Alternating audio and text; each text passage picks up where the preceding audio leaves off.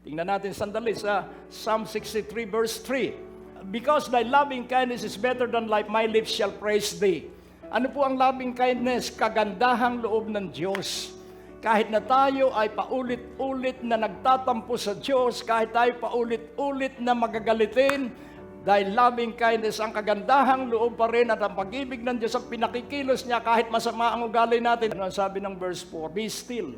Thus will I bless thee while I live, I will lift up my hands in thy name. Kung ano man ang nangyayari sa iyo na hindi mo nauunawaan, be still and know that He is God. Kaya yung mga taong bumubusabo sa iyo, ang Diyos ay kikilos para alisin ang nambubusabo sa iyo, para alisin ang mga naninira sa iyo, sapagkat ang naninira sa iyo, masisira sila ng kanilang paninira. Ang may masamang isipan laban sa inyo, sa kanya bubuelta yung masamang iniisip laban sa iyo.